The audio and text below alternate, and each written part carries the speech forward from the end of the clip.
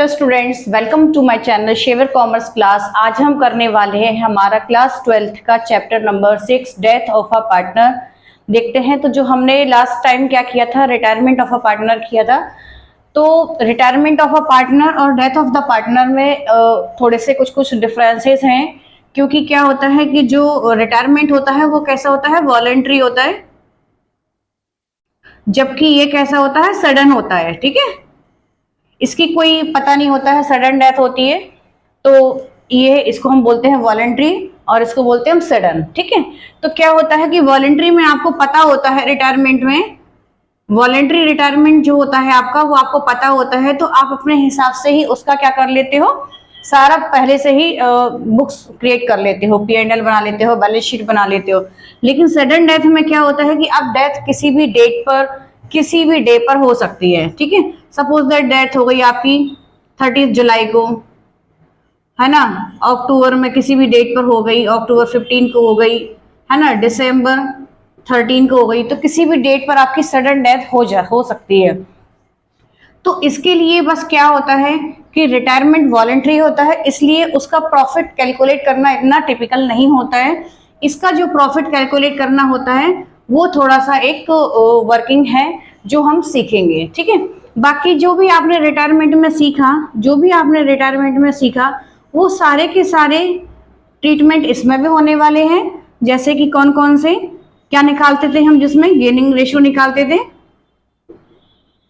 है ना, gaining ratio क्या निकालते थे, क्योंकि जब ओल्ड पार्टनर्स होते हैं, वो क्या करते हैं, गेन करते हैं। क्यों करते हैं गेन? चाहे वो रिटायरमेंट हो, जब कोई पार्टनर छोड़ के जाता है तो या तो रिटायरमेंट होता है या फिर डेथ होती है, तो कहीं ना कहीं दोनों ही केस में क्या हो रहा है, पार्टनर अपना शेयर छोड़कर जा रहा है। तो जब भी पार्टनर्स अपना शेयर छोड़कर जाते हैं तो ये ओल्ड पार्टनर्स इनको गेन करते हैं। तो उसके कुछ केसेस सीखे थे हमने रिटायरमेंट में भी, तो गेन कर सकते हैं वो इनके ओल्ड रेशो में भी, और जो भी आपको रिकमेंड किया हो क्वेश्चन में, जैसा भी रिकमेंड किया हो कि इस रेशो में ही वो लोग गेन करेंगे। ठीक है, तो इसके हमने काफी सारे वेरिएशंस देखे थे गेनिंग रेशो कैलकुलेट करने के। तो फॉर्मूला क्या बन जाता था हमारा, gaining ratio equals to new ratio minus old ratio, है ना, ये फॉर्मूला था। तो ये सब हम रिटायरमेंट में भी कर चुके हैं, तो ये कोई नया नहीं है जिसके लिए मैं आपको और अलग से कुछ भी बताऊं।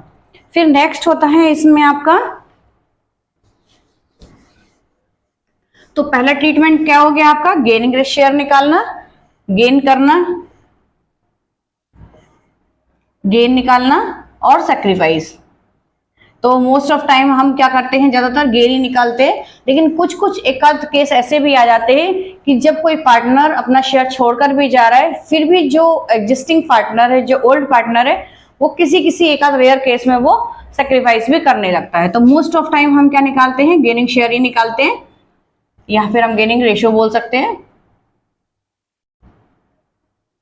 तो ये हमें कैलकुलेट करना होता है, हमारा पूरा का पूरा एज इट इज कैसा है, रिटायरमेंट बस जैसा है।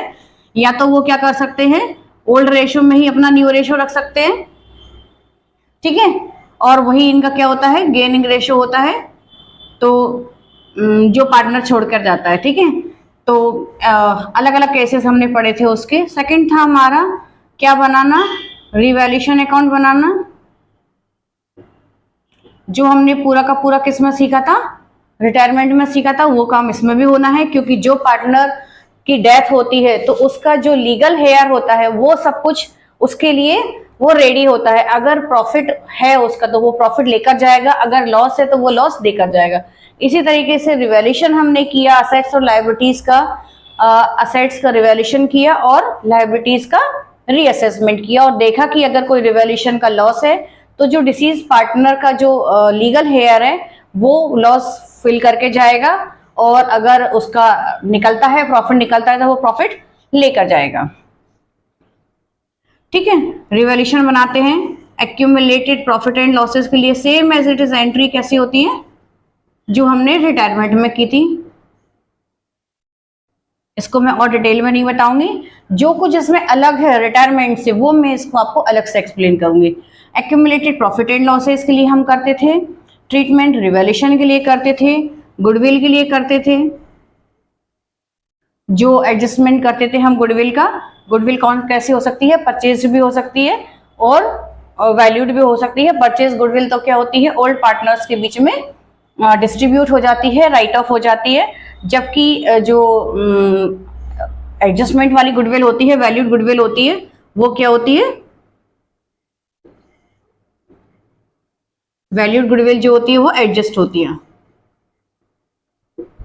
ये ट्रीटमेंट हमें करना है। ये सब कुछ हमारा पहले ही जैसा है, चैप्टर 3 में भी हमने किया, चैप्टर 4 में भी किया, चैप्टर 5 में भी किया और चैप्टर 6 में भी हम करेंगे गुडविल को। फिर होता है हमारा पार्टनर कैपिटल अकाउंट। तो इसमें most of time partner capital account भी बन सकता है और डिसीज पार्टनर का भी अकाउंट बन सकता है, ठीक है। या फिर क्या बन सकता है, जो डिसीज पार्टनर है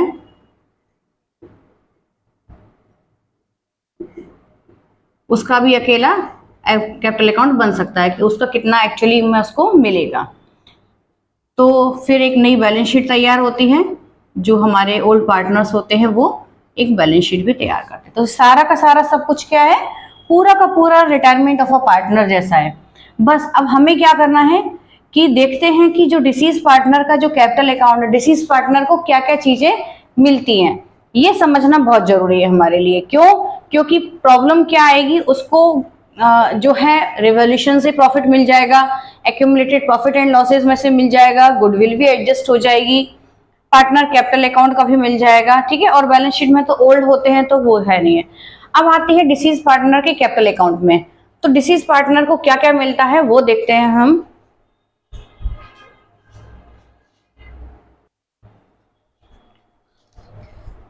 तो देखते हैं कि डिसीज पार्टनर को क्या क्या मिलने वाला है। एक तो उसकी क्या मिलने वाली है, उसकी कैपिटल जो वो लेकर आया था टू बैलेंस बीडी, ठीक है। उसको क्या मिलेगा, बाय, उसको क्या मिलने वाला है, प्रॉफिट मिलने वाला है। जितने टाइम तक उसने काम किया, अगर उसने 3 महीने तक काम किया तो उसको 3 महीने का प्रॉफिट मिलेगा। अगर उसने 6 महीने काम किया है, 6 मंथ बाद डेथ हुई है तो 6 मंथ का मिलेगा। अगर उसने पर्टिकुलर डेज काम किया, नंबर ऑफ डेज, तो नंबर ऑफ डेज के हिसाब से भी उसको प्रॉफिट मिलेगा। तो ये एंट्री अपनी प्रॉफिट एंड लॉस सस्पेंस से भी होती है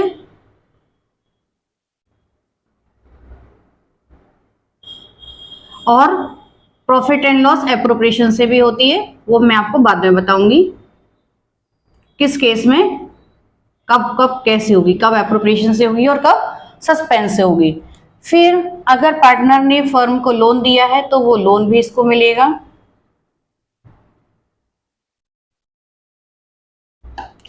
ठीक है। और क्या मिलेगा इसको, इसके करंट अकाउंट में अगर कोई बैलेंस था तो वो भी मिलेगा इसको। करंट अकाउंट में कौन सा बैलेंस होना चाहिए, क्रेडिट बैलेंस होना चाहिए। और क्या मिलेगा, एक्यूमुलेटेड प्रॉफिट्स,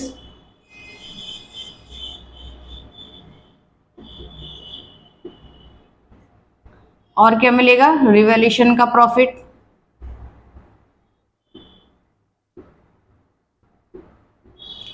और क्या मिलेगा, प्रॉफिट एंड लॉस एक जगह और आएगा ये सस्पेंस से,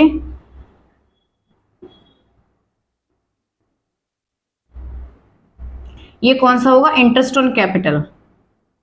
अगर उसने इंटरेस्ट ऑन कैपिटल का भी प्रोविजन है तो उसको, सपोज दैट उसकी डेथ 3 महीने बाद हो रही है, 6 महीने बाद हो रही है, तो उसको उतने टाइम का इंटरेस्ट ऑन कैपिटल भी मिलेगा। अगर उसको 3 महीने तक उसने काम किया है, अगर कोई उसको सैलरी वगैरह मिलना थी तो अगर वो सैलरी बेस पर था या कमीशन बेस पर था तो उसको वो भी मिलेगा, ठीक है। तो ये सब चीजें उसको मिलती हैं। तो इसमें क्या नया है, देखिए ये चीजें तो हम पहले भी पार्टनर को देते थे, सब चीज देते थे, बस केवल क्या नया था ये वाला, ये जो सडन डेथ होने के कारण उसने जितने टाइम तक काम किया है उतने टाइम का प्रॉफिट कैलकुलेट करना ही इसमें बस रिटायरिंग ऑफ पार्टनर से अलग है। और उतने टाइम का ही इंटरेस्ट ऑन कैपिटल, तो इंटरेस्ट ऑन कैपिटल तो हम इजीली निकाल लेते हैं, लेकिन ये थोड़ा सा इसके एक दो मेथड्स हैं, उसके बेसिस पर हमें थोड़ा सा कैलकुलेशन सीखना पड़ेगा। चलिए, अगर उसके करंट अकाउंट में कोई डेबिट बैलेंस है तो वो उसके करंट अकाउंट से लिया जाएगा,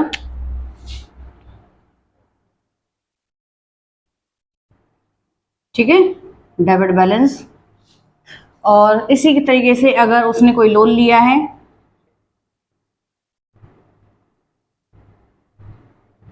अगर कोई रिवॉल्यूशन का लॉस है, ठीक है, या फिर लोन हो ही गया आपका, एक्यूमुलेटेड कोई लॉस है, या फिर आपका रिवॉल्यूशन का लॉस हो गया, और अगर उतने टाइम तक उसको लॉस हुआ है, ठीक है, हो सकता है कि उतने टाइम फर्म को क्या हुआ हो, लॉस हुआ हो, तो वो भी प्रॉफिट एंड लॉस सस्पेंस से जाएगा, या फिर प्रॉफिट एंड लॉस एप्रोप्रिएशन से जाएगा।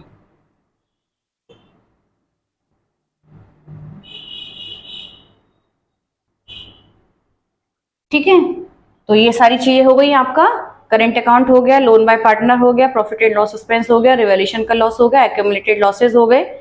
ठीक है, तो ये सारे के सारे वो लॉस फिल करके जाएगा, और जो भी होगा डिफरेंस अमाउंट जो होगा वो पार्टनर को दे दिया जाएगा टू डिसीज्ड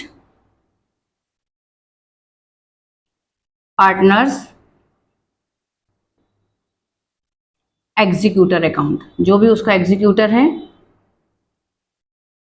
उसके अकाउंट में ये पैसा ट्रांसफर कर दिया जाएगा, जो क्या होगा उसकी बैलेंसिंग फिगर होगी।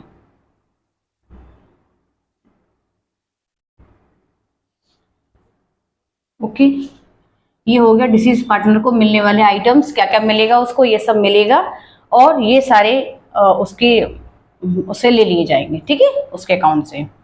तो ये डिसीज पार्टनर का कैपिटल अकाउंट है, ये मोस्ट ऑफ टाइम हमारा जो कैलकुलेशन है वो इसी के लिए है। तो देखते हैं कि जो सडन डेथ होती है, सडन डेथ जब होती है तो क्या होता है कि सडन डेथ में हमें ये नहीं पता होता है कि हमारा प्रॉफिट कितना हुआ है।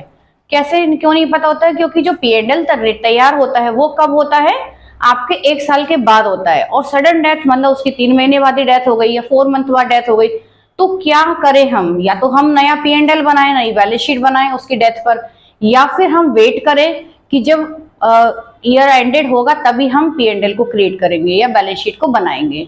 तो देखते हैं हम दोनों ही केस कि जब किसी पार्टनर की डेथ होती है तो आप नया P&L भी क्रिएट कर सकते हैं, नई बैलेंस शीट भी बना सकते हैं, और अगर ऐसा नहीं है, आप चाहते हैं कि P&L हम बाद में ही बनाएंगे, जो प्रोसेस हमारी पहले ही थी कि हम क्लोजिंग ईयर पर ही P&L बनाते हैं, तो दोनों ही केस हम देखते हैं इस पॉइंट के लिए।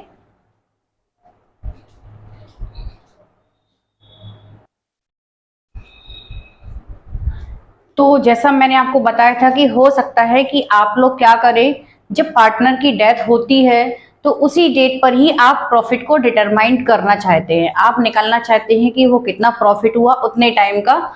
तो जब हम डिसाइड करते हैं कि उसका कितना प्रॉफिट हुआ है, आपको पता चल जाता है, यानी कि आप P&L तैयार करते हैं तो उसकी एंट्री किससे होती है, प्रॉफिट एंड लॉस एप्रोप्रिएशन से होती है। तो प्रॉफिट होता है अगर उनको, तो प्रॉफिट किसको दे दिया जाता है, सभी पार्टनर को दे दिया जाता है, टू पार्टनर्स कैपिटल अकाउंट। अब पार्टनर सारे हो गए इसमें, चाहे आपका ओल्ड पार्टनर हो और चाहे डिसीज पार्टनर हो। ये एंट्री क्या हो गई आपकी, profit and loss appropriation account to partners capital account, profit transferred to partner capital account. ठीक है, तो होता क्या है कि जब अगर वो लोग प्रॉफिट उनको पता चल जाता है उतने टाइम का, या फिर उसका मतलब है कि वो लोग बुक्स बना रहे हैं जिस टाइम उसकी डेथ हो रही है, तो अगर लॉस होता है तो क्या होता है, जस्ट उल्टी हो जाती है कि वो पार्टनर क्या होता है, लॉस देकर जाता है, और सभी पार्टनर ही लॉस देते हैं। Debit to profit and loss appropriation account. तो एंट्री किससे होती है, profit and loss appropriation account से होती है, क्योंकि वो P&L एक तैयार कर रहे हैं, तो एंट्री किससे होगी, प्रॉफिट एंड लॉस एप्रोप्रिएशन से होगी। Loss transfer to partner capital account. ठीक है, नेक्स्ट केस देखते हैं।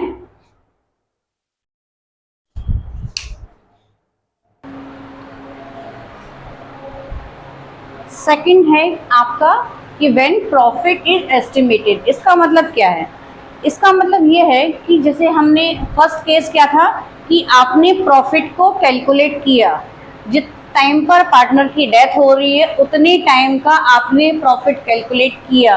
इसका मतलब है कि आप तब बुक्स को तैयार कर रहे थे, ठीक है।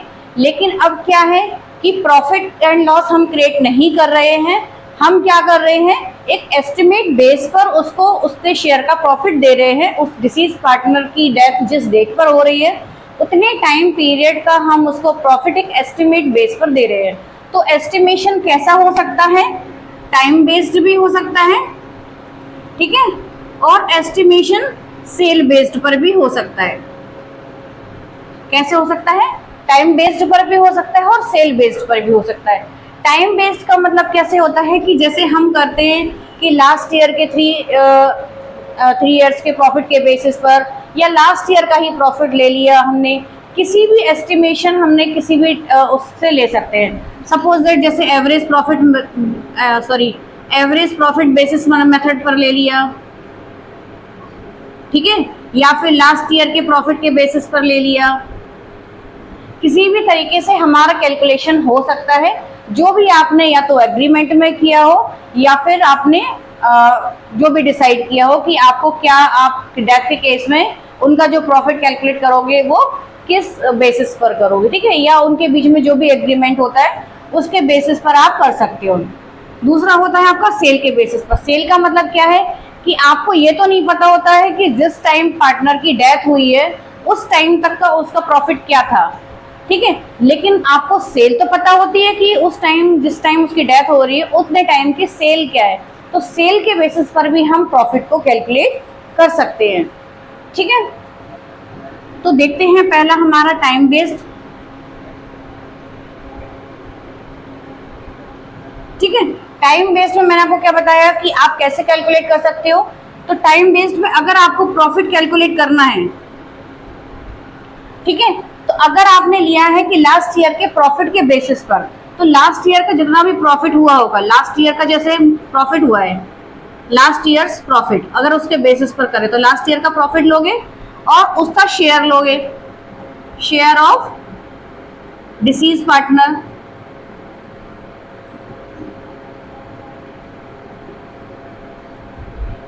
और क्योंकि ये जो लास्ट ईयर का प्रॉफिट है वो क्या है, पूरे ईयर का है, और आपको कितना निकालना है, जितने मंथ के बाद उसकी डेथ हुई है, ठीक है।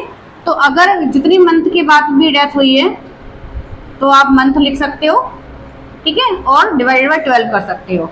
अगर यही आपका नंबर ऑफ डेज करना चाहते हो तो सेम टू सेम चलेगा,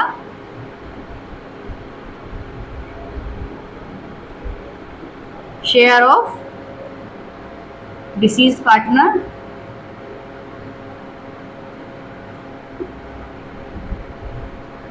इनटू नंबर ऑफ डेज, जितने दिन के बाद उसकी डेथ हो रही है, अपॉन 365 भी कर सकते हो, ठीक है। तो अगर मंथली आपको करना है, पर्टिकुलर मंथ के बाद उसकी डेथ हो रही है, तो फिर आप मंथ का फॉर्मूला लगा सकते हैं। अगर आप पर्टिकुलर नंबर ऑफ डेज के बाद निकलना चाहते हैं तो ये वाला फॉर्मूला लगेगा, ठीक है। तो आपको क्या मिल जाएगा, उसके शेयर का प्रॉफिट मिल जाएगा जो उसको निकालना होता है, कैलकुलेट करना होता है। तो ये हो गया कैलकुलेशन, ठीक है। अब इसके लिए जर्नल एंट्री क्या होती है, जो प्रॉफिट है वो किस बेसिस पर दिया जाता है, किससे एंट्री हो, जैसे हमारा जो फर्स्ट मेथड था उसमें हमने एंट्री किससे दी थी, प्रॉफिट एंड लॉस एप्रोप्रिएशन से, जबकि इसमें किससे दी जाएगी, profit and loss suspense account से, profit and loss suspense account. क्योंकि अभी तक हमने क्या नहीं किया है, प्रॉफिट एंड लॉस कैलकुलेट नहीं किया है, profit and loss suspense to deceased partner. हम क्या करते हैं, डिसीज पार्टनर के अकाउंट में उतना पैसा डाल देते हैं, profit transfer to deceased partner, ठीक है।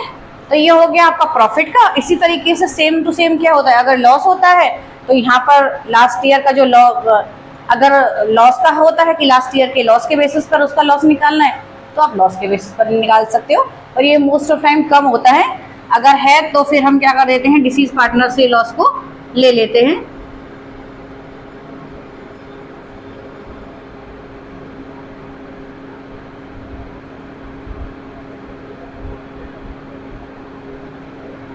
Into P&L suspense account. ठीक है, वैसे तो ये कम ही होता है कि लॉस हो लास्ट ईयर का, कम केसेस मिलेंगे आपको देखने को, पर होने को कुछ भी हो सकता है। अगर प्रॉफिट हुआ है तो हम डिसीज पार्टनर के कैपिटल अकाउंट में, ये कैपिटल अकाउंट है यहाँ पर पार्टनर्स कैपिटल अकाउंट, उसके कैपिटल अकाउंट में हम दे देते हैं। ठीक है, कैसे निकालना, ये जो प्रॉफिट है वो 1 ईयर का है, इसलिए हम यहाँ पर पूरा प्रॉफिट लिख रहे हैं। अगर फॉर एग्जांपल के लिए लास्ट ईयर का प्रॉफिट कितना हुआ है, 50,000 हुआ है, ठीक है, और हो सकता है कि उसका शेयर कितना है, 1/5 है, और कितने महीने बाद डेथ हो रही है उसकी, 4 मंथ बाद डेथ हो, 3 मंथ बाद डेथ हो रही है, तो कैसे कैलकुलेट करेंगे हम, ये है ना। तो आंसर क्या आ जाएगा आपका, उसके शेयर का प्रॉफिट कितना आ जाएगा, 2500। ठीक है, तो हम ऐसे कैलकुलेट करेंगे। अब आता है, ये तो हो गया टाइम बेस्ड। इसी तरीके से एवरेज प्रॉफिट के बेसिस पर अगर करते हैं तो हम एवरेज प्रॉफिट निकाल लेते हैं, और उसके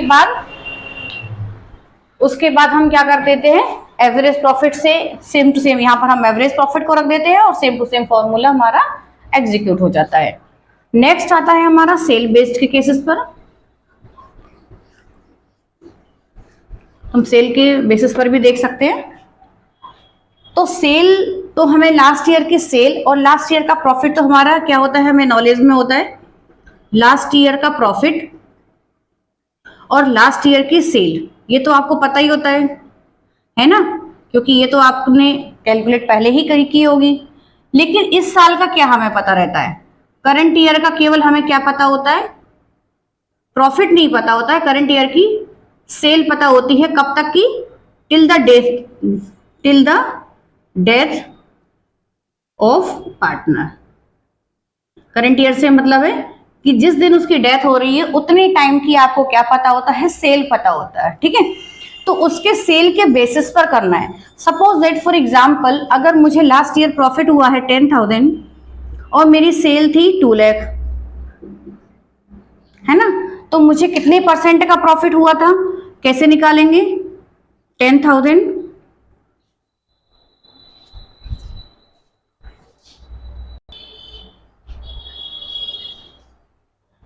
तो हमें क्या पता करना है कि पिछले साल का प्रॉफिट का परसेंट क्या था। तो पिछले साल का कितना प्रॉफिट था, 10,000 अपॉन 2 लाख इंटू 100, है ना। आपको फॉर्मूला पता होगा प्रॉफिट परसेंट निकालने का, 6th 7th 8th क्लास में सिखाया जाता है। इसका फॉर्मूला क्या होता है, प्रॉफिट अपॉन सेल इंटू 100। ठीक है, तो अगर हम इसको कैलकुलेट करेंगे तो 4 0 4 0 1 0 1 0, तो कितना परसेंट प्रॉफिट हुआ था पिछले साल, 5% का प्रॉफिट हुआ था। तो अगर फॉर एग्जांपल आपको पता है कि आपका जो ड्यूरेशन था, जिस टाइम उसकी डेथ हुई है उतने टाइम की आपकी जो सेल रही है वो 50,000 सेल रही है ना, सेल तो अपन को पता होती है। तो अगर हम निकालें कि 50,000 का जो सेल हुई है तो इस साल इतने महीने में कितने परसेंट की हमें क्या हुआ होगा, प्रॉफिट हुआ होगा। तो देखते हैं कितना प्रॉफिट हुआ होगा हमें, 2500 का। ठीक है, तो इन 3 महीनों में फॉर एग्जांपल के लिए इसकी डेथ कितने महीने बाद हो रही है, आफ्टर 3 मंथ, तो कितने का प्रॉफिट हुआ होगा, 2500 का। ठीक है, तो 2500 का प्रॉफिट हुआ होगा, लेकिन इसमें सबका शेयर है। तो देखते हैं कि जो डिसीज पार्टनर है उसका कितना शेयर है, हो सकता है उसका 1/5 का शेयर था, तो उसका जो प्रॉफिट होगा वो कितना होगा, 500 रुपीज का होगा। तो ये हो जाता है हमारा कैलकुलेशन। ठीक है, तो लास्ट ईयर का प्रॉफिट, लास्ट ईयर की सेल, और इस करंट ईयर की जिस टाइम पर उसकी डेथ हो रही है उसकी आपको सेल पता होना चाहिए। तो आप क्या करते हो, लास्ट ईयर का परसेंटेज निकाल लेते हो कि लास्ट ईयर आपको कितने परसेंट का प्रॉफिट हुआ था। उसी परसेंटेज से आप ये निकाल लेते हो कि इस एस्टिमेशन बेसिस पर कि इस टाइम के पीरियड में भी हमें कितना प्रॉफिट हुआ होगा। तो हम निकालते हैं प्रॉफिट, और फिर जितना भी हमें डिसीज पार्टनर का जितना भी शेयर था उसके शेयर का प्रॉफिट हम उसको दे देते हैं। तो इसका एक शॉर्टकट भी होता है, वैसे तो हम ये वाला फॉर्मूला यूज करते हैं, और अगर अदरवाइज अगर आप उसको क्या करना चाहते हैं, इन शॉर्ट निकालना चाहते हैं, तो आप क्या लिख सकते हैं, अगर आपको क्या निकालना है, प्रॉफिट निकालना है कि इस साल कितना प्रॉफिट हुआ होगा, तो आप क्या करेंगे, करंट ईयर की सेल लिखेंगे। ठीक है, तो सेल लिखेंगे आप क्या, करंट ईयर की। करंट ईयर का मतलब है till the death, till the death, divided by last year cell